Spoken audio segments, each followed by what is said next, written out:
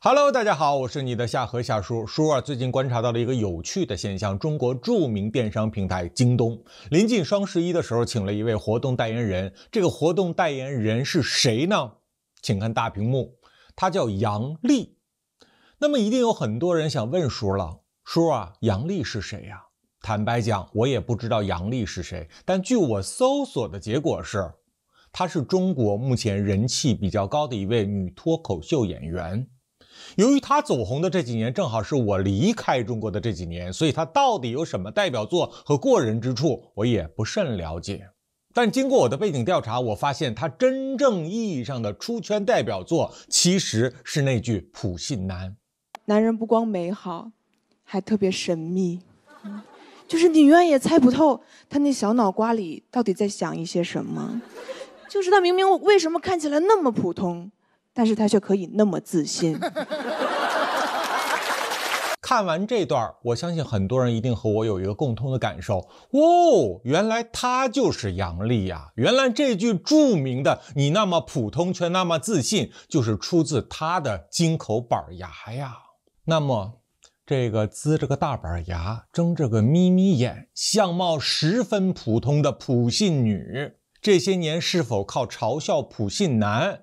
混得风生水起呢？想必是的，不然他也不可能拿下一个又一个的品牌代言，包括这一次的京东。但好死不死，一个曾经非常熟悉的画面又再次发生。由于大量男网友的抵制，也就是他口中的普信男，导致于京东把他给换掉了，并且发表了道歉声明。这不是杨笠第一次因为个人言论的争议被品牌换掉，我相信也绝对不会是最后一次。那么到底是哪些人看杨笠不爽，每当他代言一些科技产品或者是互联网平台的时候，大家就开始纷纷的举报并且发动抵制呢？还是那些与他有着不共戴天之仇的普信男？我们都知道，数码 3C 产品的主流消费者就是直男朋友们，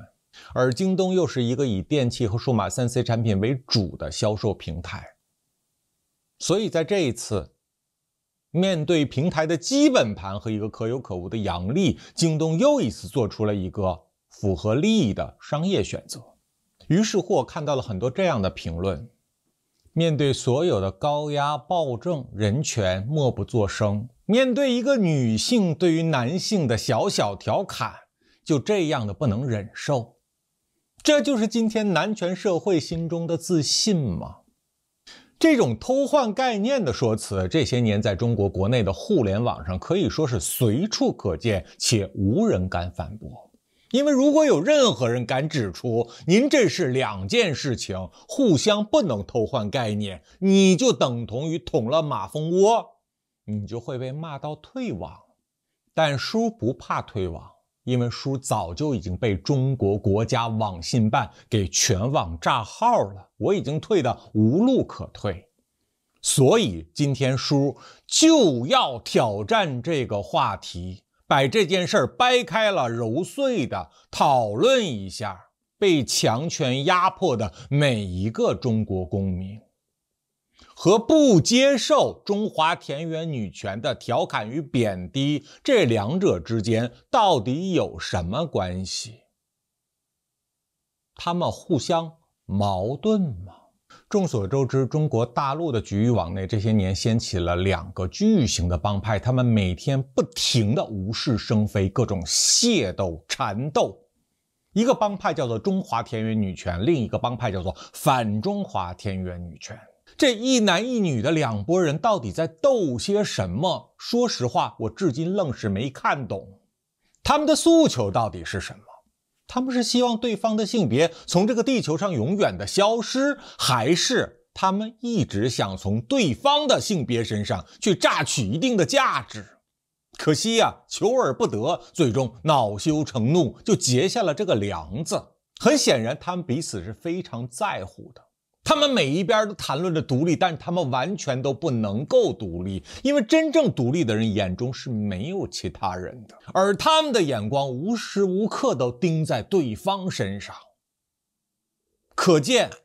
他们心口不一。那到底是什么让他们有了这样神经错乱的行为表现呢？我认为第一个罪魁祸首就是互联网信息。这个世界什么时候开始有了男人女人？亚当夏娃、伏羲女娲，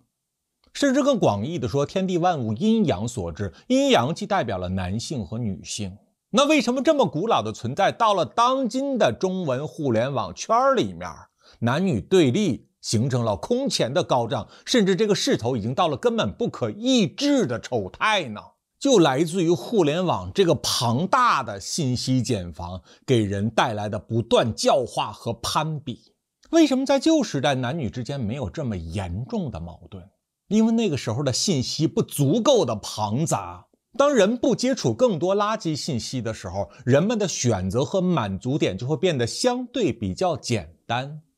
满足是什么？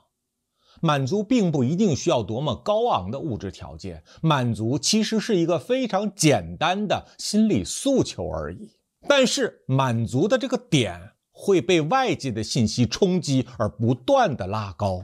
人类所有对于美好、精致的物质生活的追求，它的原动力就来自于人性中的攀比。你过去在一个小环境之中，没有那么多的外界信息对你进行冲击和洗脑，会使得你在一个人身上只要看到一个闪光点，就形成了一种满足或者是迷恋。而今天每个人打开手机都可以看到全世界真真假假的各种幻象，就摆在你的眼前。那么面对这些你无法区分的幻象，你就情不自禁地被它裹挟，甚至深陷其中。那么当你的精神世界已经活在了这样一个繁华的幻象之中，回到生活中来的时候，你自然看到任何的景象都不能够产生满足。人心底的那份欲壑难填，就是一个不断膨胀的大海绵。只要你满足了这样，下一个愿望马上接踵而至，等着你去满足。如果你不能持续满足，就会形成巨大的心理落差。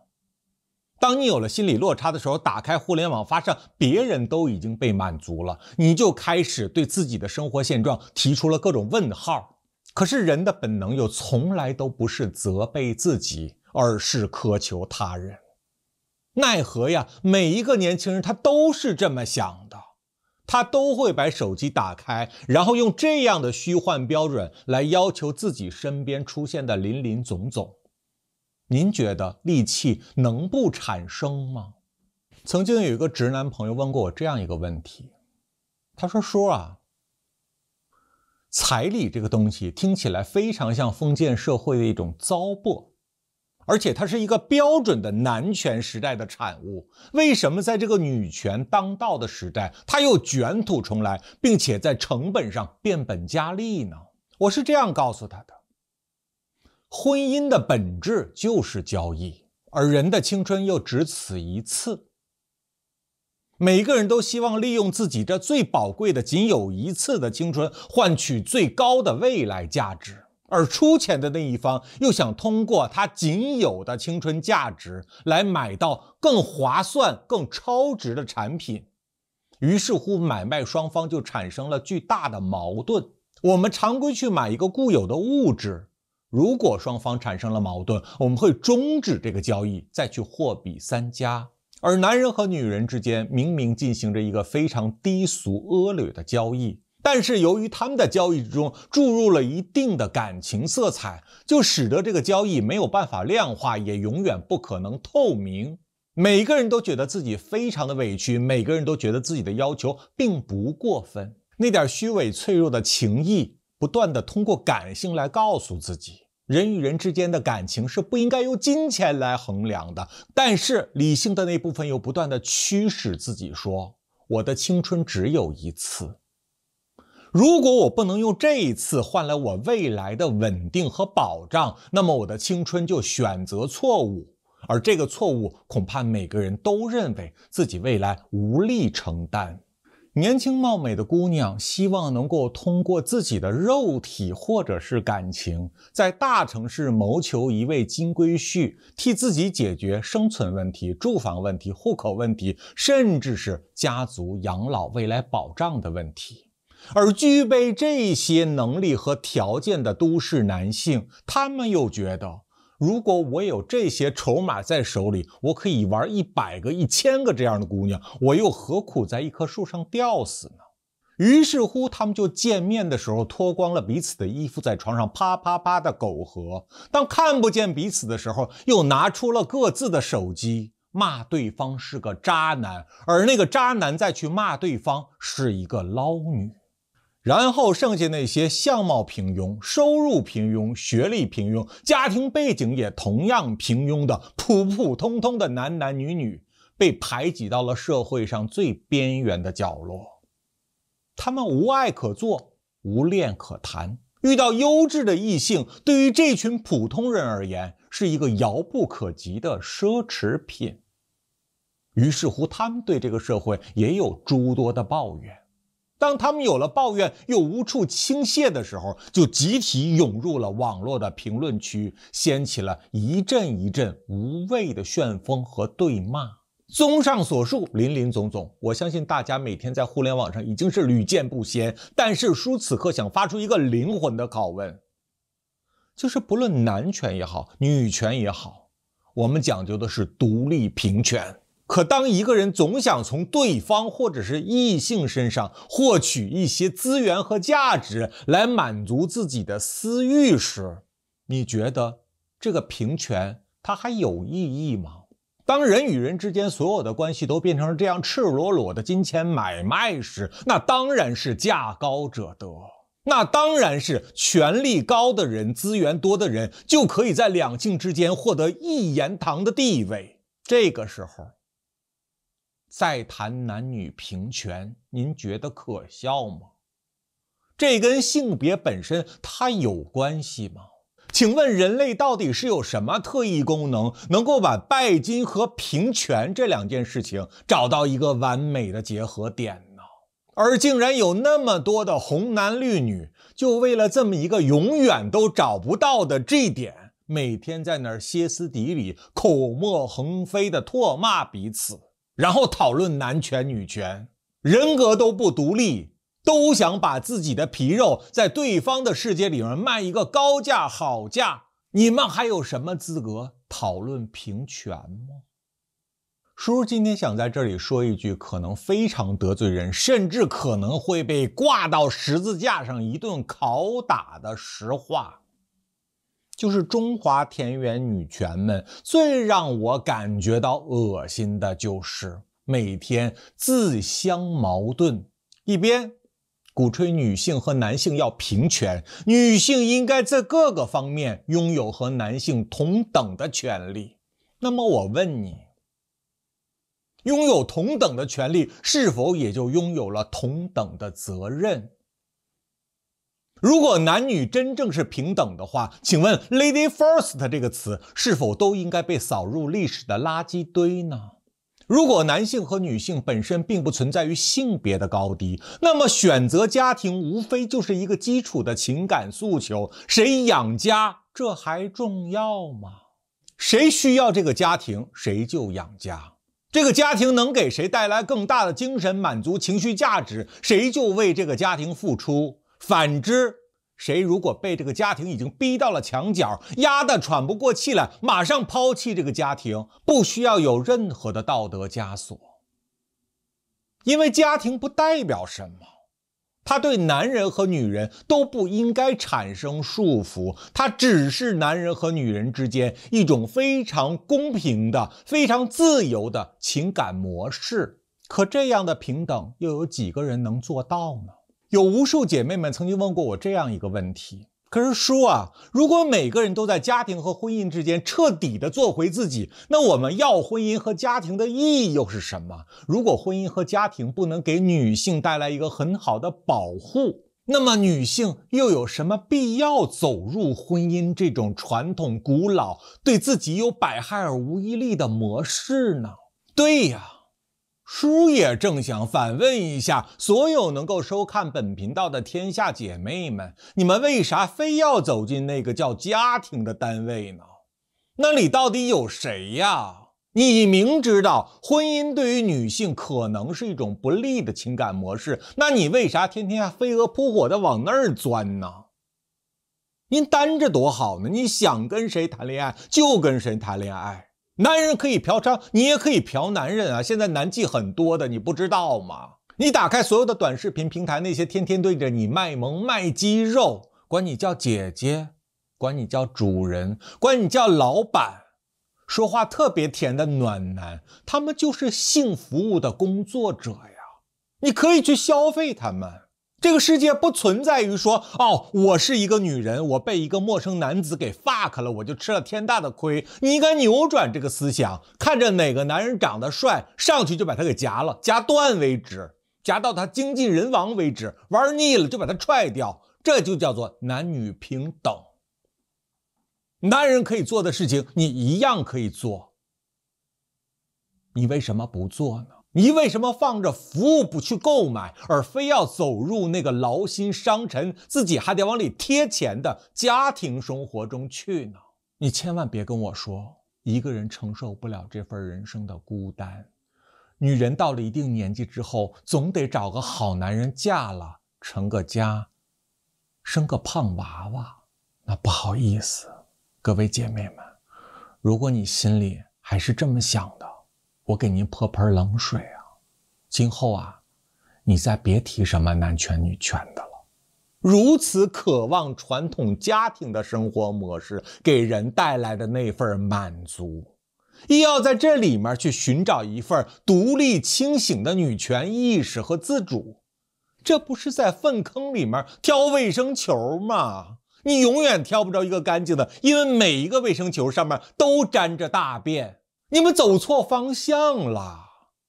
婚姻就是一个藏污纳垢的地方，你要是对女性的权利有洁癖，你都不应该往那儿走，懂了吗？而你们再看看自己平时的行为和言论，那个男生他是富二代，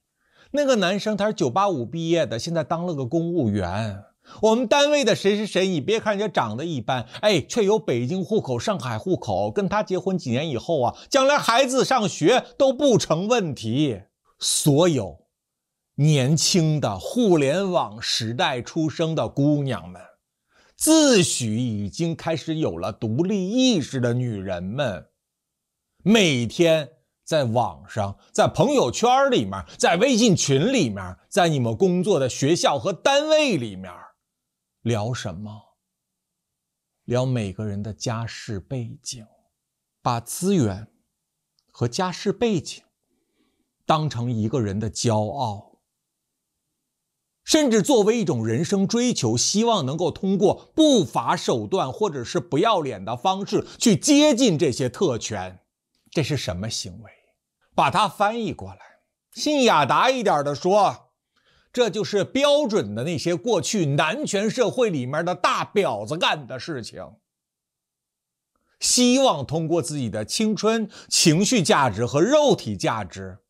来换来男子在物质上的怜悯或者是垂青，攀上金龟婿，最终使得自己打破那原来并不满意的阶级，鲤鱼跳龙门升上去了。我从来不批判有这种诉求的人。如果有任何一个姐妹们告诉我，叔，这就是我的追求，我就想通过我仅有一次的青春和 party 完成所有人生的开挂和越级，叔给你鼓掌，叔给你点赞，叔甚至可以告诉你用什么法术可以实现你的目标，你应该往哪个方向走。但是叔有一个前提条件，也是对你提出来的要求，妹妹，咱们如果决定做婊子，能不能告诉全世界，我他妈就是一个臭婊子，但是我是最贵的，我是手腕最高的，我就是能够把男人当成工具一样玩弄于股掌之中。咱不提女权，咱不提独立，可以吗？因为平权和独立是非常残忍的事情，甚至它会换来非常清贫的结果，它和你们真正想要的东西可能会背道而驰。各位亲爱的姐妹们，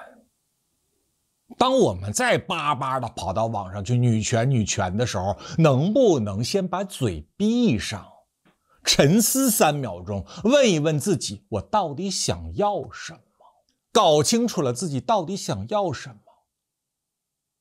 我们再去争取，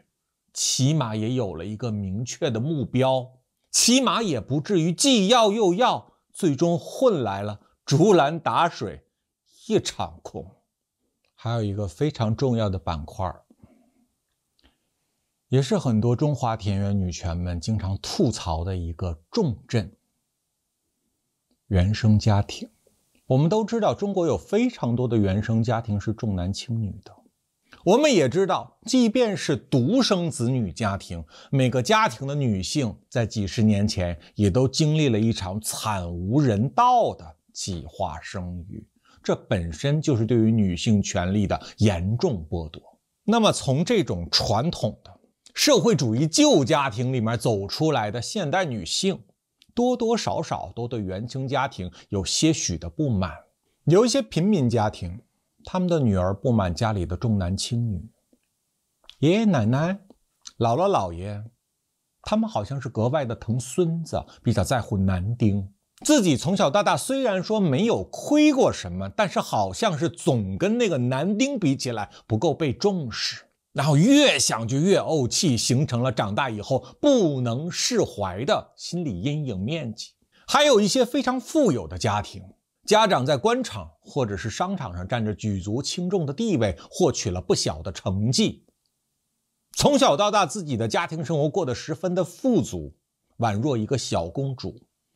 但是他们对原生家庭居然也有抱怨，抱怨什么呢？抱怨他们原生家庭的父权思想太重了，抱怨他们都有一个非常有能力的老爹，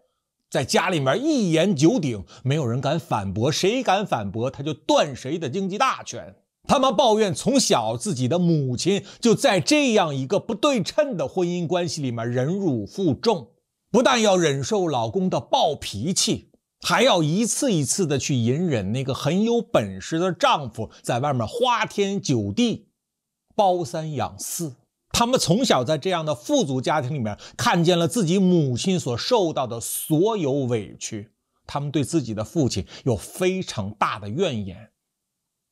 这也就形成了他们对于男权2个字极端的抗拒。他们想改变这种社会结构，他们不想和自己那个隐忍的老妈一样，这辈子在情感上如此不公的被对待一生。没错，我非常能够理解你们，但是说到这儿，我必须再给你们泼第2盆冷水，就是不管男性还是女性，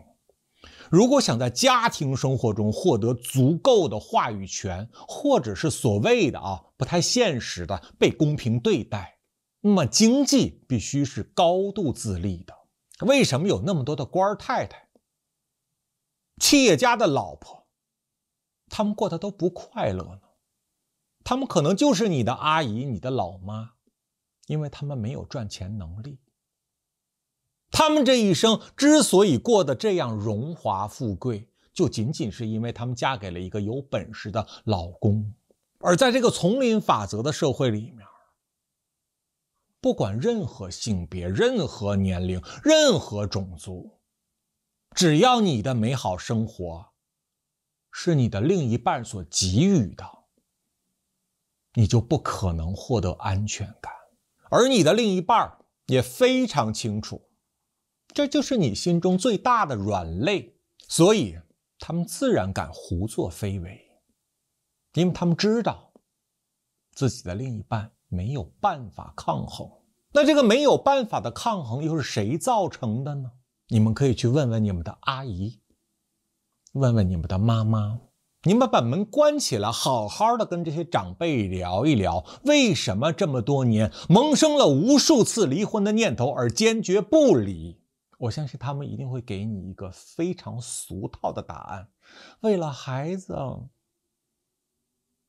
真的仅仅是这样吗？如果走出这扇家门，外面还有更多、更优秀、更绅士、更有实力的男人正在那块排着队追求你老妈，你觉得他还会因为孩子而不离婚吗？其实答案一直就在你们心中，而且我非常悲观和绝望地告诉你们，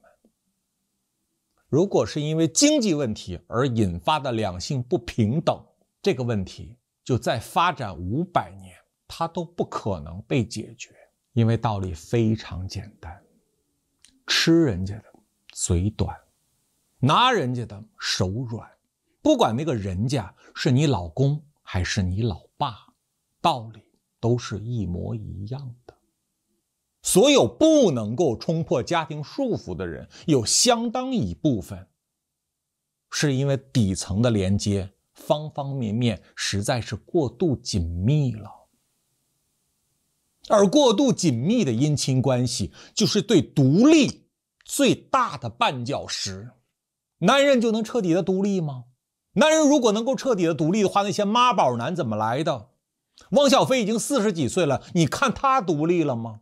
所以独不独立和性别没有关系，它只是和你个人的能力有关系。独立到底是什么呀？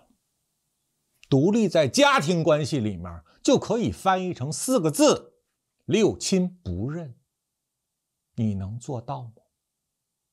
我们中国人从小到大都看了很多的宫廷剧，也看了不少的经典年代戏。在这些戏里面有一个固有的经典桥段是大家津津乐道的，就是女性之间的雌竞。在现实社会中我们也随处可见，最喜欢惨无人道的祸害女性的大多数就是女性本身。如果你真的尊重女性，那么首先你不应该去做一个迫害女性、给女性上道德枷锁的女性。而我们放眼去看看中国互联网社会对女性的不友好，他们大多数的发声口来自于哪里？来自于女人容不得女人得一点好，来自于每个人平时都风轻云淡地说自己是独立女性，可当发现别的女性在男权里面拿到了一点好处的时候，恨不得把对方活剥了皮，恨得牙根都痒痒。这是为什么？我们都知道，几千年来的皇权男性社会给女性上了一层一层的道德枷锁，物化女性，强迫女性必须以贞操观为大局，建立什么贞洁牌坊，让女性认为那个才是一生中人格的最骄傲。这是所有女性几千年来受到的共同压迫和侮辱。而为什么到了互联网社会，掌握了更先进工具的大家，还要把这些糟粕用来抹到同类的身上呢？如果你们真的在乎女权，你们就必须去完成女性的性解放运动。你们用性动不动就是污蔑同类、污名化同类，企图通过这种龌龊的传统保留手段来伤害其他女性的存在，使得她拿不到更好的社会资源。然后转头你们在高举着女性平权的大旗，你们矛盾吗？刚愎自用。远的不提，我就提几个近2年发生的女性案例。韩国女团 BLACKPINK 有一个泰国籍的成员，她叫 Lisa 去疯马秀上去做了一个表演。疯马秀在西方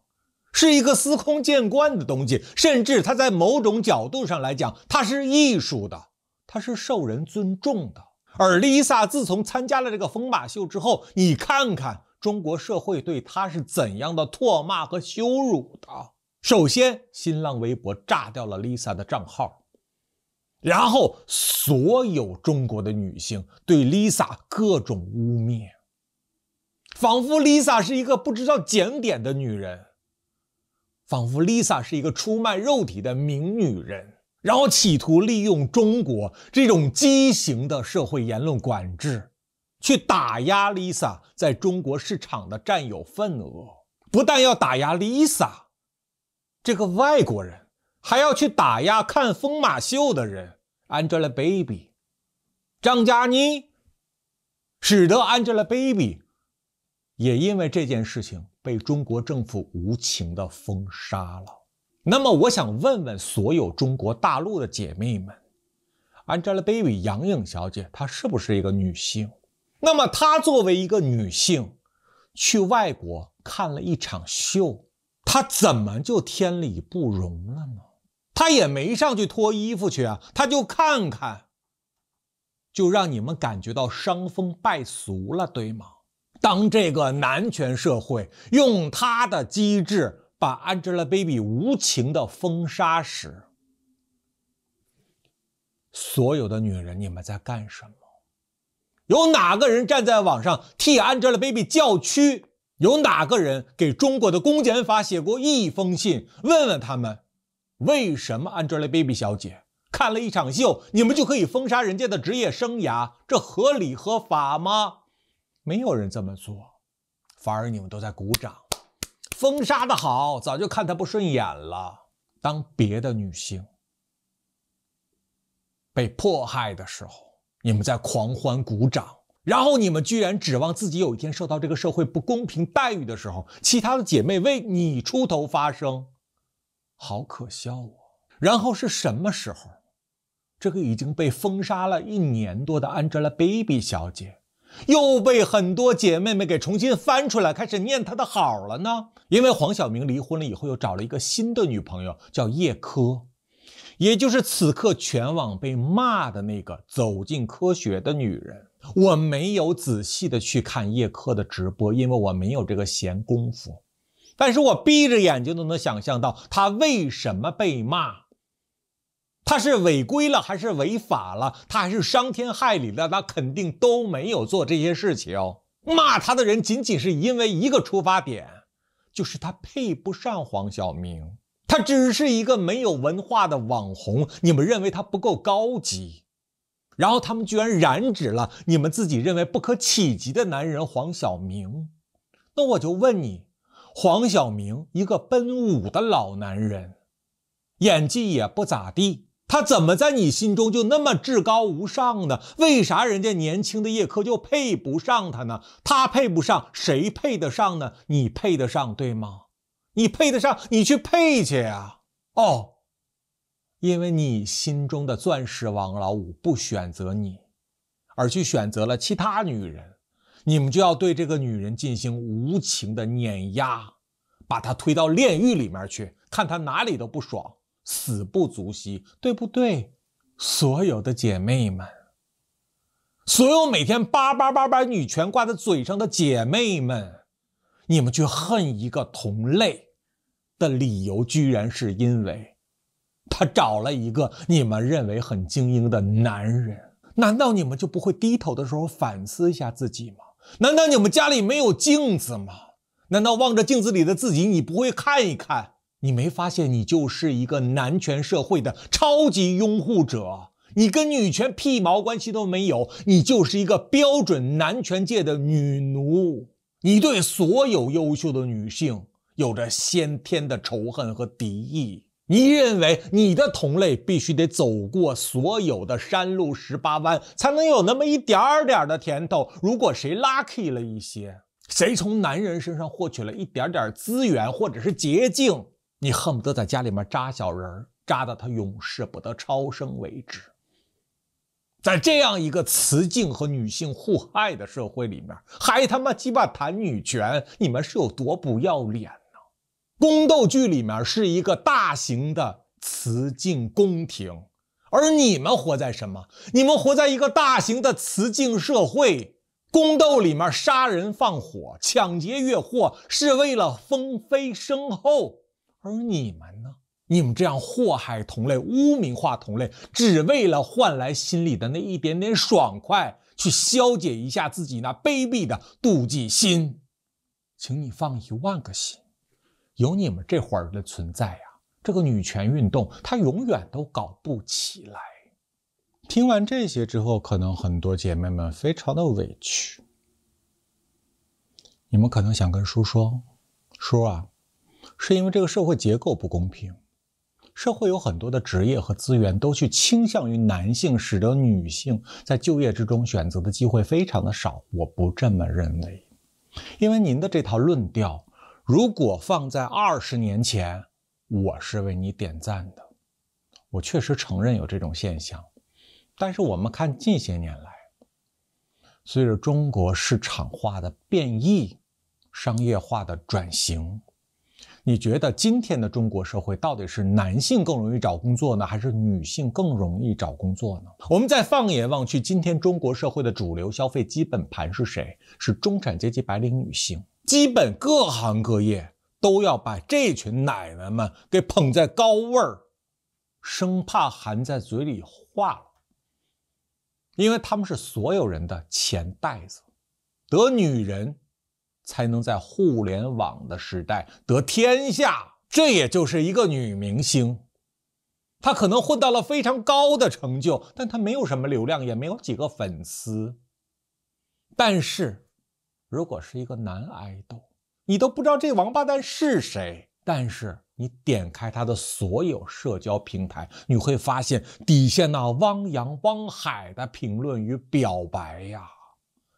你如果敢打一个问号，说他也没有很帅吧，你放心，骂到你祖坟冒青烟，骂到你直接消号退网为止。而这些人是谁？就是那些女粉儿。所以我反而认为，在今天中国社会，女性的价值贡献、女性的就业机会以及女性的消费能力都是远高于传统的老直男们的。传统的老直男们只是把持了政治的端口，但是在商业市场上，他们早就已经形成了颓危之势。所以我们也看到了越来越多的家庭结构发生了根本性的转变。我称这种现象为养汉时代。你们也可以去观察一下自己的周围，你会发现养家的女人越来越多，伴随而来的现象就是那个他们曾经你认为还蛮有本事的老公，基本上现在主职就是在顾家带孩子。这种现象绝不是个例，而是非常普遍，这就是一个阴盛阳衰的时代。无论从天体的运动上来讲，还是这个社会的风气和走向上来看，确实女性已经在中国社会占到了绝对主导的话语权。那么说起这个现象，可能很多人会特别的费解。叔啊，你说现在有很多中年女性这么有能力，一个人完全可以养活一家人，那他们已经成了一家之主了，为什么他们心中还有怨言？那么说到这个问题，我们必须去深究一个男性和女性出场的人性设置不同。女性是一个非常感性的动物，所以你想获得女性的粉丝，你只需要讨好她的情绪价值就可以了，她就会用真金白银来还给你。而男性则不然，男性是非常理性的动物。如果你指望一个男人能给你花钱，你就必须吊足了他的胃口，让他不停的想跟你上床，又不停的上不成床，他才能够源源不断的给你花钱。而且男性对你花钱的时间非常短暂的，基本上就是 fuck 够了他就不花了。为什么？因为他要拿着这笔钱再去 fuck 其他人。而女性则不然，女性的下体是连着心的，所以很多女性可以长期在无性的婚姻之中越付出越多，越付出越多，只要对方对自己死心塌地就可以。所以女人很好骗。女人好骗这件事情自古以来天下人都知道，女人自己也知道，只不过是现在有很多女性开始逐渐转换了这个意识，就是咱们不讨论谁好骗谁不好骗的这个问题，你就跟姐说一个数，让姐来掂量掂量你值不值。所以20年前，当王菲谢霆锋谈恋爱的时候，很多人一片哗然，表示纷纷的不能接受，觉得11岁的差距实在是太大了。而你再看看今天，比如说11岁啊，差21岁的姐弟恋比比皆是。有非常多条件不错的大姐，动不动就换各种的奶狗鲜肉，轮着使，轮着用，轮着睡。能够这样的解放自己，取悦自己，用自己的实力来满足自己的各种诉求，这个一点都不可耻。因为这件事情的始作俑者，她叫做武媚娘。但是有一点，也是很多女性共同抱怨的特色，书在这里面要给你们做一个心理疏导。因为女性天生的心灵是有弱点的，就是女性这个动物吧，她不管最初的诉求是什么，她走着走着就又变成了情感需要。如果你硬说女性在生理上有什么弱势，还真的不是每个月一次的大姨妈，而就是这一点，就是男性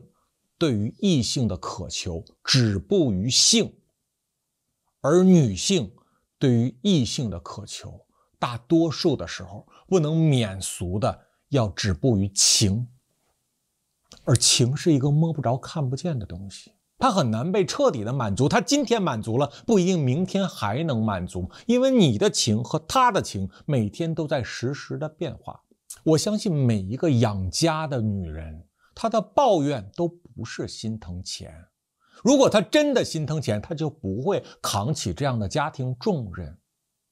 她的抱怨大多数是因为她为这个家付出了这么多，而她没有得到一个很好的情绪价值。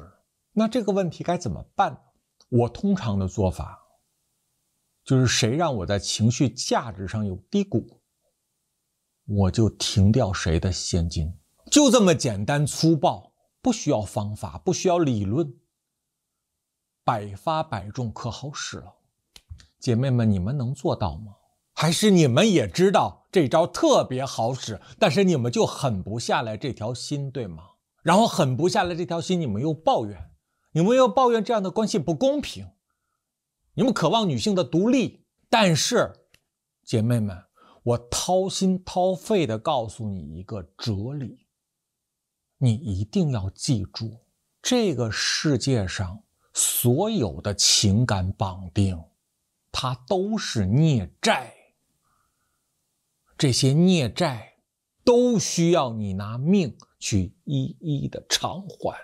如果你在亲密关系之中想找寻一份平等或者是独立，那是永不可能的。因为人世间只有一种关系是真的公平，就叫做陌生。我们应该学会自私，因为自私就是独立。真的，绝对的独立一定是绝对的自私。最后，我想和大家讨论一个可能你们平时并不会思考的角度，男权也好，女权也好，本是同根生，咱们暂时不要相煎何太急。在男女之间，它有一个更底层的逻辑，叫做人权。你觉得在一个没有人权的社会，谈女权可笑吗？我们中国是什么国家？我们中国是一个帝制国家，此刻叫做中共王朝，高堂上坐着的是我们终生制的皇帝习近平。你在一个有皇帝且终生制的封建王朝里面谈女权，是不是想的有点多呀？他老婆有女权吗？他老婆要有女权的话，为啥自从他当了皇帝以后，他老婆就再也不唱歌了呢？他闺女有女权吗？他闺女要有女权的话，咋就不敢抛头露脸出来做自己呢？因为他们家里面有一个一国之君，皇上习近平。为了皇上的威严与体面，家族里所有的女性都要牺牲掉个人的情绪与追求，为这个父王让道。面对这样的上层结构，底下的穷男酸女们互相撕咬，你骂我，我骂你，你们要争取什么？你们他妈不知道自己是一群没有人权的韭菜吗？连人权都没有的话，怎么可能分男女权呢？你们所感受到的社会不公，资源分配不平衡，上有老下有小，家庭负担太沉重，这是什么？这是阶级矛盾。我甚至严重怀疑，这几年大行其道的两性对立风潮，就是政府有意而为之的一种宣传转移。它让这个社会很多不能够自我思考的人陷入一种怪象里面，坚信自己所遭受的待遇是对方的性别差距所给予的，从而忽略了这一切的根源是阶级固化产生的。而如何打破阶级固化呢？打破阶级固化必须废除封建帝制，皇上不再威严，我们任何人对他不必3拜9叩，提起他的名字的时候，每一个人都不犯欺君之罪，不必被警察带走喝茶。先废了这个王，才能废了真正的父权制度。只要他在，人都站不起来，又何谈女人站起来呢？听完今天书这一番长篇大论之后，我希望所有经常喜欢在网上喋喋不休的红男绿女们，都暂时闭上你们聒噪的嘴巴，去想一想，你们对于未来的绝望和现实的不满，到底是谁造成的？是男权女权，还是这个本就没有人权的体制呢？